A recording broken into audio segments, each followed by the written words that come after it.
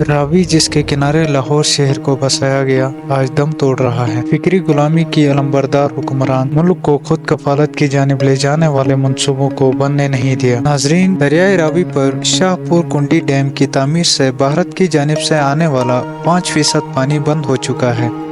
اس کو لے کر سوشل میڈیا پر بھرپور بحث جاری ہے۔ سیاسی جماعتوں کے سوشل میڈیا سیل بھی اپنا حصہ ڈال رہے ہیں، مگر کوئی قوم کو سچ بتانے اور قوم اسے سننے کو تیار نہیں۔ کہا جاتا ہے ہم جذباتی قوم ہیں، مگر حقیقت میں ہم مفاد پرست ہیں۔ اپنی قیادت کی طرح لاہور کا ذکر راوی کے بغیر ممکن نہیں۔ وہ راوی جس کے کنارے اس شہر کو بسایا گیا آج دم توڑ رہا ہے۔ ناظرین، آج مگرمچھ کے آنسو بہانے والے اس کی تباہی کے ذمہ دار ہیں۔ بھارت میں راوی آج بھی زندہ ہے، اور افسوس کی بات یہ ہے کہ ہم نے اسے مار دیا اور آخرکار اسے پلاٹوں میں تقسیم کر کے بیچنے کے در پہ ہیں۔ یہ ہماری اجتماعی فکر ہے۔ ناظرین، پاکستان اور بھارت کے درمیان تقسیم کے 1 سال بعد ہی پانی پر تنازع شروع ہو گیا تھا۔ جب کشمیر پر قبضے کے لیے حملہ کیا گیا تو جواب میں بھارت نے دریاؤں کا پانی روک دیا، جس سے پاکستان میں قحط کی صورتحال پیدا ہونے لگی۔ بانی پاکستان کی ہدایت پر ایک وفد بھارت گیا۔ وقتی طور پر مسئلہ حل ہوا، مگر بھارت کے رد عمل سے پہلی مرتبہ پاکستان کو واٹر ایشو کا اندازہ ہوا، جس کے بعد اقوام متحدہ اور عالمی برادری کے سامنے مسئلے کو اٹھایا گیا۔ 2 طرفہ مذاکرات بھی ہوتے رہے۔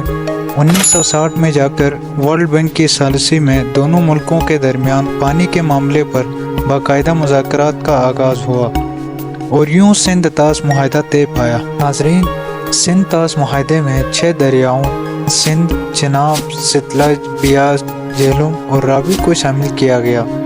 معاہدے کے تحت 3 دریا راوی، بیاس اور ستلج بھارت اور سندھ، چناب اور جہلم پاکستان کے حصے میں آئے۔ سندھ طاس معاہدے میں شامل 6 دریاؤں کے پانی کا 135 ملین ایکڑ پاکستان، جبکہ محض 35 ملین ایکڑ پانی بھارت کے حصے میں آیا۔ بھارت راوی میں 5% اضافی پانی بھی دیتا رہا، جو 2 ملین ایکڑ فٹ بنتا ہے، جبکہ سیلاب کی صورت میں یہ کئی گنا زیادہ ہو جاتا تھا۔ ناظرین، 2016 میں اوڑی حملوں کے بعد بھارت نے اپنی واٹر پالیسی کو ریویو کرنا شروع کیا، اور 2019 میں پلوامہ حملوں کے بعد وزیر اعظم نریندر مودی کا بیان سامنے آیا، خون اور پانی ساتھ ساتھ نہیں بیچ سکتے۔ ڈھکے چھپے الفاظ میں یہ بھارت کی نئی واٹر پالیسی کا اعلان تھا۔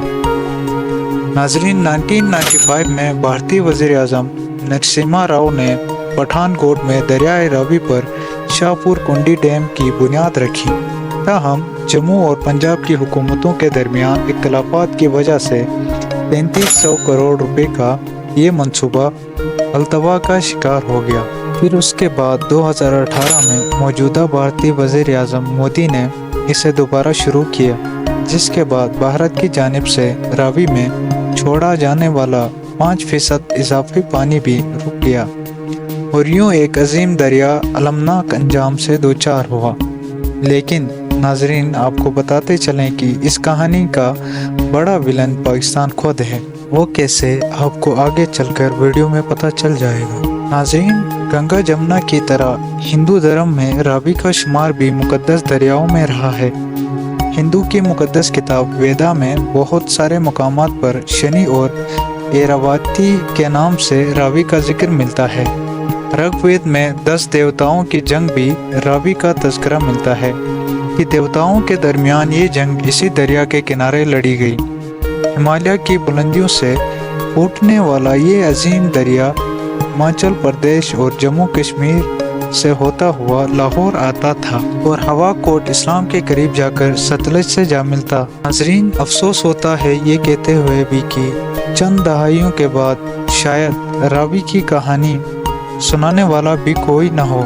راوی کا سب سے بڑا ولن پاکستان خود کیسے ہے؟ ناظرین، برطانیہ کی یونیورسٹی آف یارک نے 2022 میں ایک رپورٹ شائع کی، جس میں دنیا بھر کے دریاؤں کے ڈیٹا کا جائزہ لے کر راوی کو دنیا کا سب سے آلودہ دریا قرار دیا گیا۔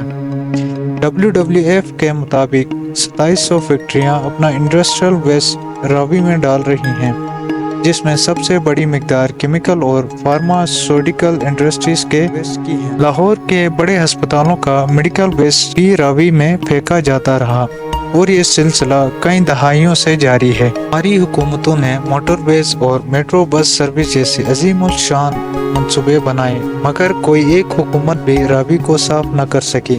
ناظرین، لاہور کے مسیحاؤں نے آخری نشانی نیشنل پارک کو جس طرح ظلمانہ طریقے سے ختم کیا، اس کی مثال کہیں بھی نہیں ملتی۔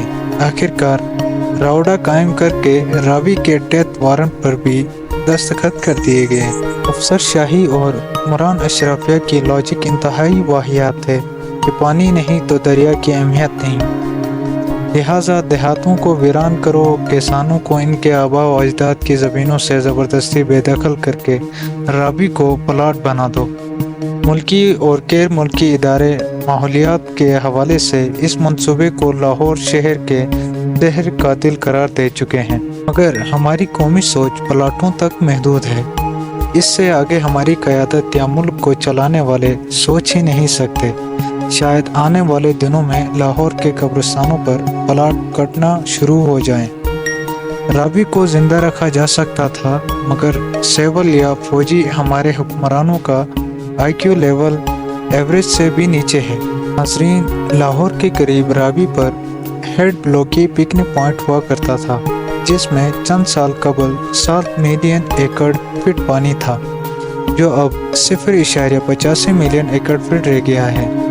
راوی میں مچھلیوں کی 42 اقسام ختم ہو چکی ہیں۔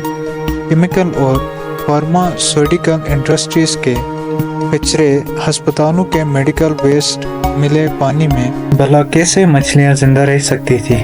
آپ کی نظر میں راوی کی اس حالت کا ذمہ دار کون ہے؟ کمنٹ سیکشن میں اپنی رائے کا اظہار ضرور کیجیے گا۔ ناظرین، امید ہے آپ کو میری ویڈیو پسند آئی ہوگی۔ اگر ویڈیو پسند آئی ہے تو ویڈیو کو لائک اور چینل کو سبسکرائب ضرور کیجیے گا، تاکہ آپ کو ایسے ہی انفارمیٹیو ویڈیوز ملتے رہیں۔ ملتے ہیں اگلی ویڈیو میں، تب تک کے لیے اللہ حافظ۔